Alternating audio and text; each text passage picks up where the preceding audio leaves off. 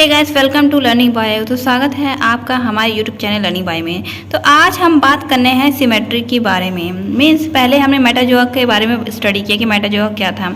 उससे पहले हमने प्रोटोजोआ देखा था। तो मेटाजोआ समझने के लिए उसमें कुछ ऐसे टर्म होते हैं जिन्हें समझना बहुत ज़रूरी है, क्योंकि वो टर्म आपको बीच में परेशान कर सकते हैं।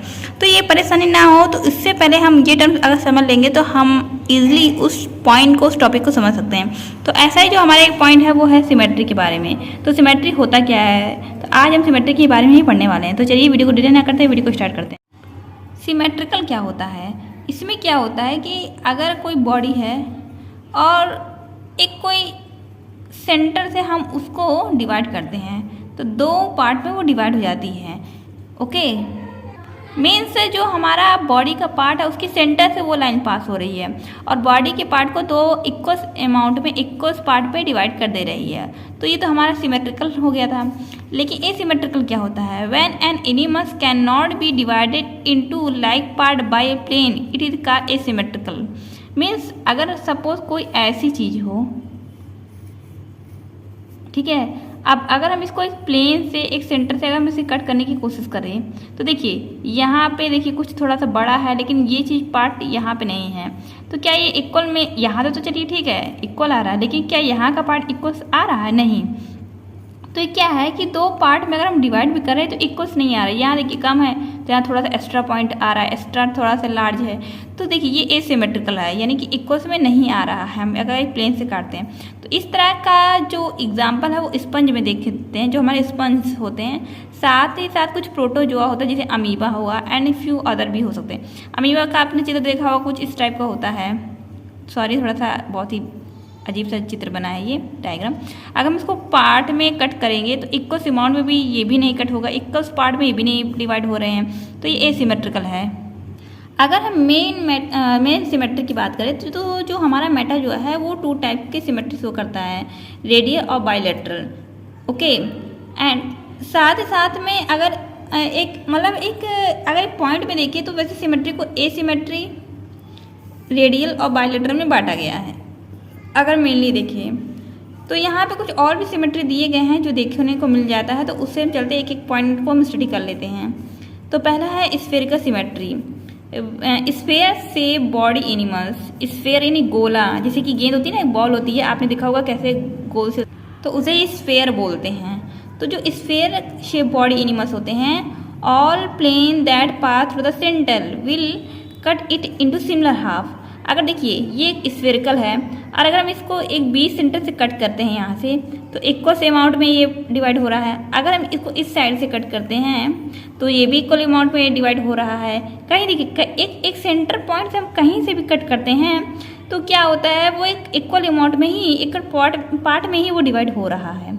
ओके, एक सेंटर से अगर हम काटते हैं स्फेरिकल, जो इनका बॉडी गोल होता है, उनमें ये सिमेट्री देखने को मिलती है।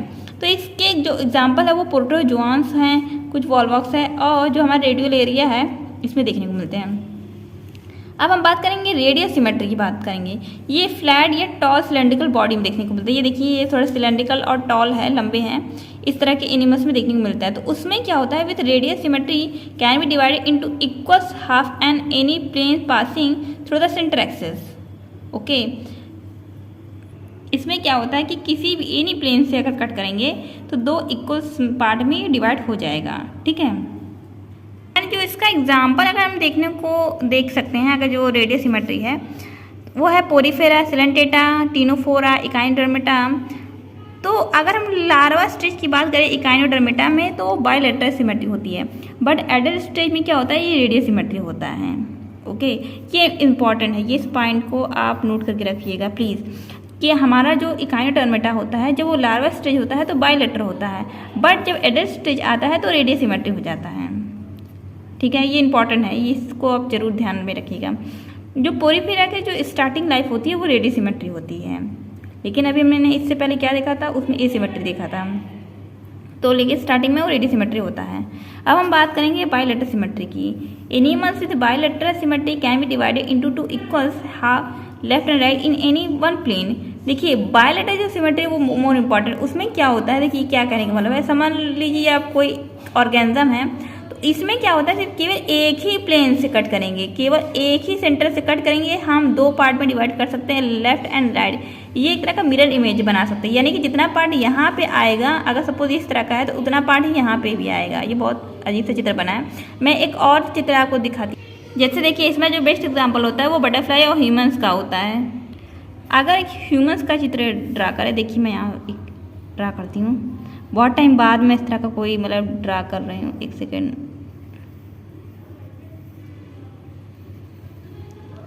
एक्चुअली मैंने एक हाथ से ना कैमरे को मतलब लिया हुआ है, तो मैं इस तरह से ड्रा करने की कोशिश कर रही हूँ।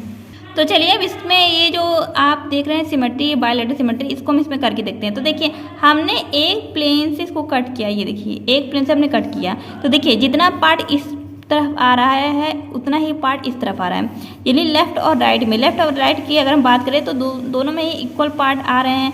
अगर वन हैंड यहाँ आ रहा है तो वन हैंड यहाँ भी आ रहा है, वन लेग यहाँ आ रहा है तो वन लेग यहाँ आ रहा है, हाफ हेड यहाँ आ रहा है तो हाफ हेड यहाँ भी आ रही है, यानी इक्वल सी पार्ट सब बट रहे हैं। ये नहीं कि किसी में कम है तो किसी में ज़्यादा है।